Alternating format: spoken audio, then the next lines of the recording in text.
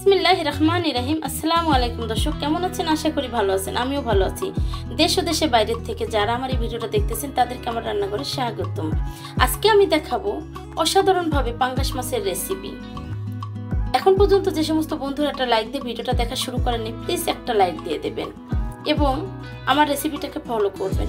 এতটাই টেস্ট এবং সুস্বাদু হয়েছে আমার রেসিপিটা, আপনারা অবশ্যই বাসায় একবার ট্রাই করবেন, ইনশাআল্লাহ ভালো লাগবে। আমার রেসিপিগুলো যদি ভালো লেগে থাকে অবশ্যই লাইক কমেন্ট শেয়ার করবেন, সাবস্ক্রাইব করে দিয়ে আমার পাশে থাকবেন। যে সমস্ত বন্ধুরা ফেসবুক থেকে দেখতেছেন তারা একটা ফলো দিয়ে রাখবেন। চলুন দেখে নেওয়া যাক কি কি উপকরণ লাগতেছে আজকে আমার পাঙ্গাস মাছের রেসিপির জন্য।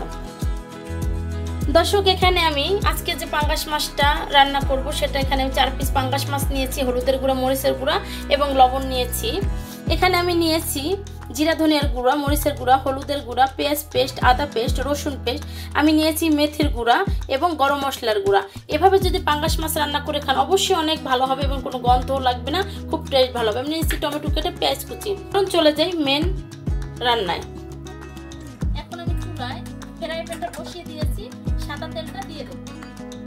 তেলটা গরম হয়ে গেছে, এখন আমি মাছটা দিয়ে দেব। মাছটা এখন আমি উল্টিয়ে নেব।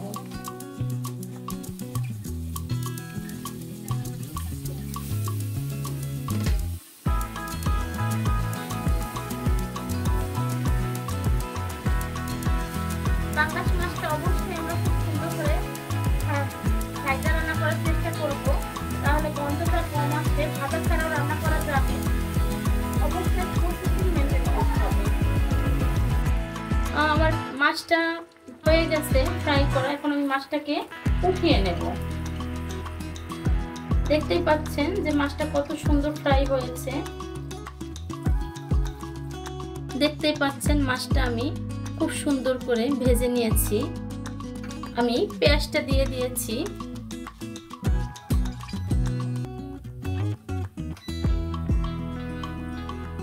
খুব সুন্দর করে পেঁয়াজটাকে আমি একটু ভেজে নেব। বেশি ডিপ ফ্রাই করা যাবে না পেঁয়াজটা, তাহলে যে কোনো খাবারের টেস্টটা একদমই নষ্ট হয়ে যাবে। অবশ্যই এটা মাথায় রাখতে হবে, যে কোনো খাবার রান্না অবশ্যই একটা নির্ধারিত একটা নিয়ম আছে বন্ধুরা। তো সেই ক্ষেত্রে আমি যেভাবে আমাদের পেঁয়াজটা কুক করার কথা সেভাবে আমরা কুক করে নেব। এখন আমি সব রকমের মশলার উপকরণগুলো দিয়ে দেব। আমার পেঁয়াজটা খুব সুন্দর করে ভাজা ভাজা হয়ে গেছে, একদম ভাজা ভাজা না, তবে সিদ্ধ হয়ে লাল হয়ে আসছে প্রায়। এখন এটার ভিতরে আমি একটু পানি দিয়ে দেব। আমি কিছু পানি দিয়ে কষিয়ে নেব। খুব সুন্দর করে আমি এখন যত পানি দিয়ে দিয়েছি কষিয়ে নেব। আপনার পাঙ্গাস মাছ রান্না করলে অবশ্যই একটু তেজপাতা এবং গরম মশলা গুঁড়া করে অথবা আস্তা একটু দিয়ে দেবেন, খুব সুন্দর ভালো একটা টেস্ট আসবে। আমি আজকে অফ ক্যামেরায় গুঁড়া করে নিয়েছি, ভিডিওটা না হলে অনেক বড় হয়ে যায়। খুব সুন্দর করে মশলাটা দেখতে পাচ্ছেন কষানো হয়ে গেছে। এখন আমি মশলাটার ভিতরে মাছটা আমি দিয়ে দেব। আমি আগেই পানি দেব না, আমি এটার ভিতরে পানিটাকে ফুটিয়ে দিয়ে দেব।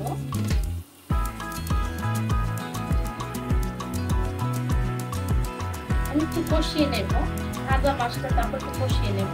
টেস্টটা দারুণ আসবে তাহলে মাছটা। আমি অলরেডি পানি বরফ করে রেখেছি, আমি এখন পানিটা দিয়ে দেব। আমি এখন পানি দিয়ে দেব। আমি পানি বেশি দেব না, যেহেতু আমি এটা বেশি ঝোল করবো না, সেক্ষেত্রে আমি পানিটা বেশি দেব না।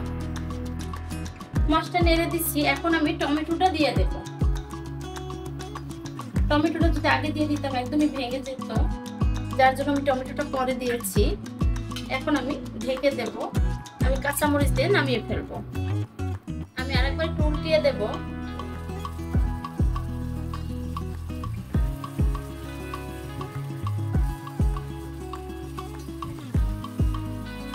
মাছটা এতটাই সুন্দর একটা স্মেল বের হচ্ছে, খুবই দুর্দান্ত একটা স্বাদ হবে মাছটা। অবশ্যই বন্ধুরা বাসায় একবার হলো এই রেসিপিটা ট্রাই করবে।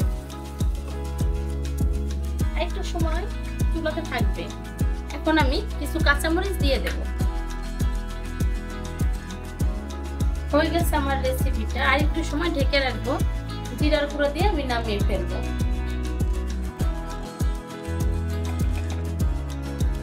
এখন আমি জিরার গুঁড়ো দিয়ে দিচ্ছি।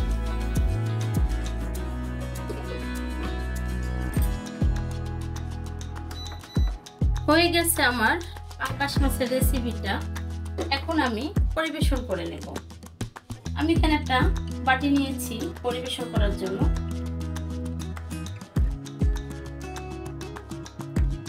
দর্শক, হয়ে গেছে আমার অসাধারণভাবে পাঙ্গাস মাছের রেসিপিটা করা। আপনাদের কাছে যদি আমার রেসিপিটা ভালো লেগে থাকে অবশ্যই আমার চ্যানেলটাকে ফলো করবেন এবং এই রেসিপিটা একবার হলে বাসায় বানিয়ে খেয়ে দেখবেন, খুবই অসাধারণ হয়। অবশ্যই একবার ট্রাই করে দেখবেন। আজকের রেসিপি এই পর্যন্তই। ভালো থাকবেন, সুস্থ থাকবেন, আশপাশে মানুষকে ভালো রাখবেন, চলার পথে সতর্ক হয়ে যাবেন। আল্লাহ হাফেজ।